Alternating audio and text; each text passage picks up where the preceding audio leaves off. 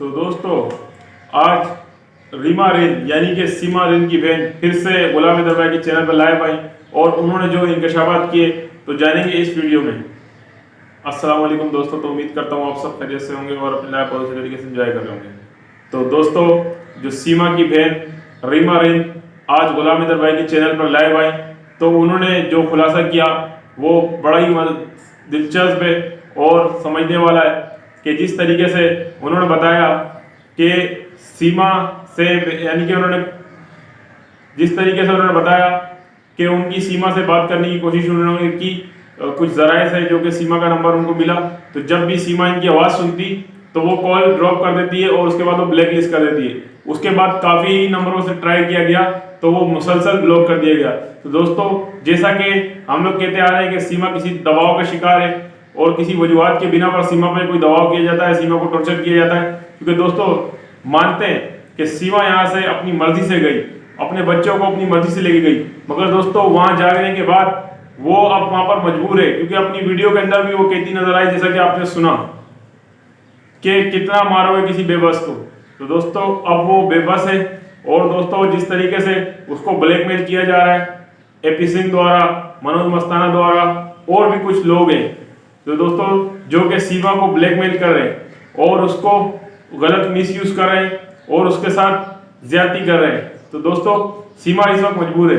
दोस्तों हम फिर अगेन बात करेंगे कि गुलाम हैदर भाई के जो बच्चे वो बिल्कुल अनसेफ है, वो सेफ नहीं है और उनका मुस्तकबिल दिन ब दिन हर आने वाला दिन उनका जो मुस्तकबिल वो खराब हो रहा है। दोस्तों आप सबसे हम गुजारिश करते हैं कि गुलाम हैदर भाई के बच्चों की हमेशा आवाज़ उठाते रहनी है हम लोग। दोस्तों जिस तरीके से रीमा ने सीमा को आज भी लताड़ा और बहुत सारे हकाइक सामने, और दोस्तों दूसरी तरफ जो कि रीमा ने एक बहुत ज़बरदस्त खुलासा किया वो बड़ा ही सुनने वाला और दिलचस्प है, जिसके बारे में उसने ये कहा कि जैसे कि बच्चों को सिखाया जाता है बच्चे वही कह देते हैं। जिस तरीके से सीमा खुद स्क्रिप्टेड बातें करती है इसी तरीके से बच्चों को भी कुछ चीज़ें सिखाई जाती हैं कि जो बच्चे वही बातें करते हैं। जैसा कि रीमा रिन ने जो बात कही फरहान के हवाले से तो दोस्तों वो काबिल सताइश है, वो सुनने के लायक है कि जैसा कि उन्होंने कहा कि फरहान खुद कहता है जब मैं 3 साल का था तो जब वो हैदर यहाँ से गुलाम हैदर जो मेरे पापा वहाँ यहाँ से सऊदी अरब गए थे।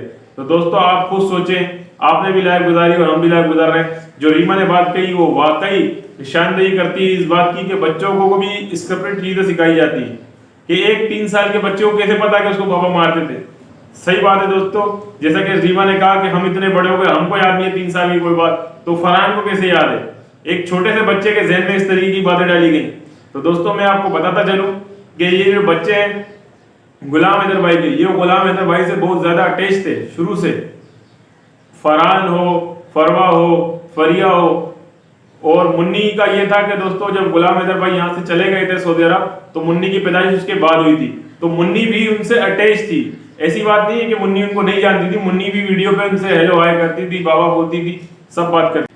तो दोस्तों मैं आपको फिर भी बताता चलूं कि जिस तरीके से रीमा ने फरिया के बारे में कहा, क्या तुमको मालूम नहीं है कि फरिया की तबीयत कैसी है। तो दोस्तों रीमा ने ये बताया कि जो फरिया की तबीयत है बच्ची की वो बहुत हसास तबीयत की है, यानी कि सेंसिटिव तबीयत की है।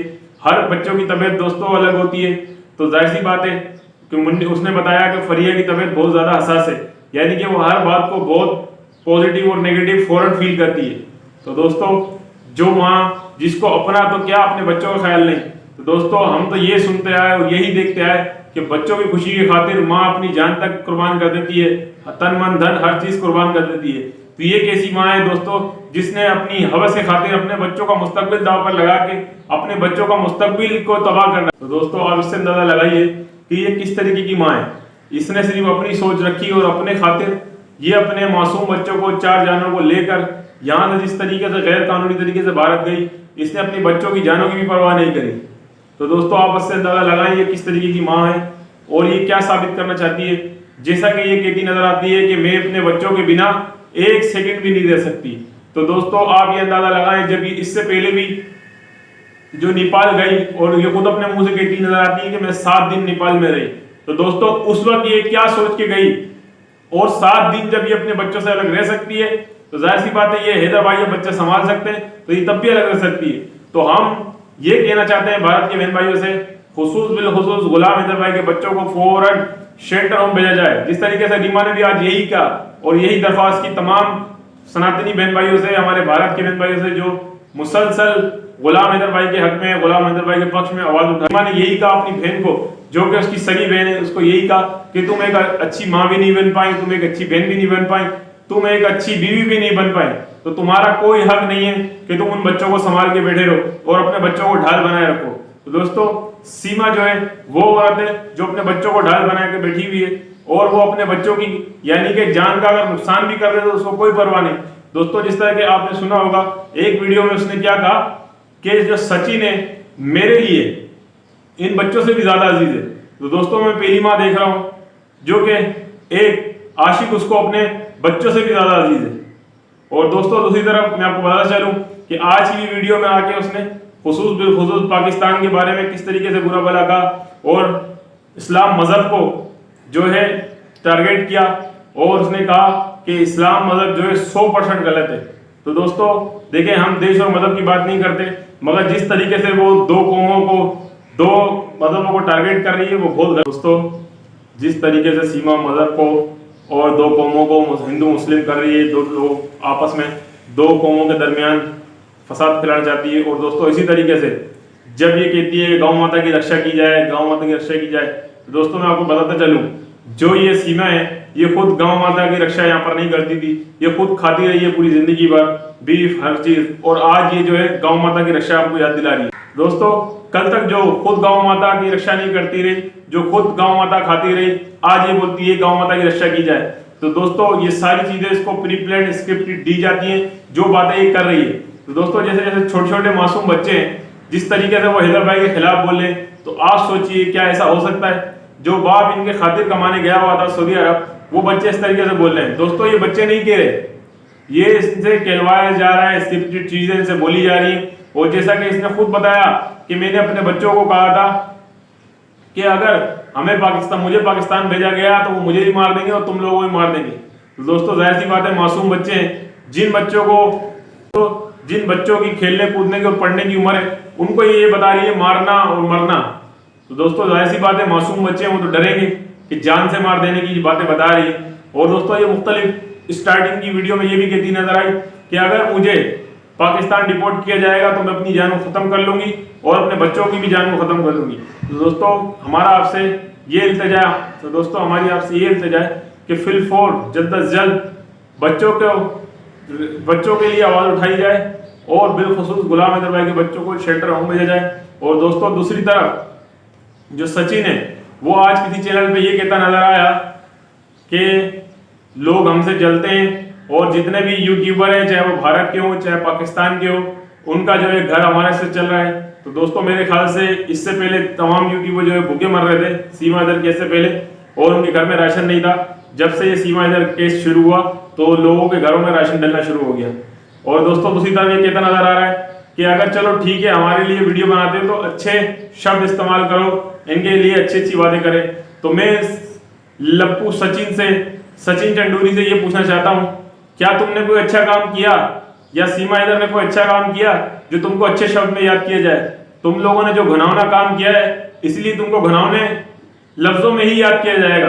तुमको कोई भी हमेशा के लिए कोई अच्छे लफ्ज याद नहीं करेगा। तुम सचिन हमेशा के लिए मुंह छुपाते फिरोगे, हमेशा हर जगह मुंह छुपाते फिरोगे कि जिस तरीके से तुमने गुलाम हैदर भाई के बच्चों को इजा पहुंचाई है, ये तुम हमेशा याद रखोगे। जब जेल की सलाखों के पीछे जाओगे तो फिर तुमको पता चलेगा तुमने किस तरीके से गुलाम हैदर भाई को मुशक्कत में, मुश्किल में डाला, परेशानी में डाला। आज गुलाम हैदर भाई दर बदर की ठोके खा रहा है और अपने बच्चों के लिए बहुत ज्यादा परेशान है। तो इंशाअल्लाह अल्लाह की लाठी बेआवाज है, इंशाअल्लाह हैदर भाई को एक दिन इंसाफ मिलेगा और गुलाम हैदर भाई के बच्चे बहुत जल्द अज जल्द गुलाम हैदर भाई के पास आएंगे और इंशाअल्लाह अज़्ज़वजल उनको जो है यहाँ पर अच्छी परवरिश होगी, यहाँ पर मुस्तकबिल अच्छा होगा, फ्यूचर बहुत अच्छा होगा। और मैं सीमा से भी ये कहना चाहता हूँ कि तुम उन बच्चों का जो फ्यूचर के बारे में बात करती हो, बच्चों का फ्यूचर तो तुमने दांव पे लगाया सीमा। वो बच्चे तो ऑलरेडी यहाँ बहुत अच्छे तरीके से पढ़ रहे थे, अच्छा खा रहे थे, अच्छा पहन रहे थे,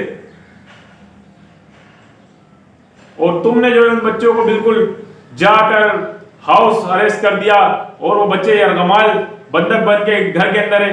तो उन बच्चों का दिमागी तवाज़ुन हर चीज डिस्टर्ब हो रही है। तो दोस्तों जैसा कि मैं आपको बताता चलूँ कि हमने आपसे पहले भी जिक्र किया कि रीमा रेन ने सीमा से बात करने की कोशिश की, मगर सीमा द्वारा उसका नंबर ब्लैक लिस्ट कर दिया गया। दोस्तों इस वीडियो से इजाज़त चाहते हैं, अपना ख्याल रखिए, अल्लाह हाफिज़।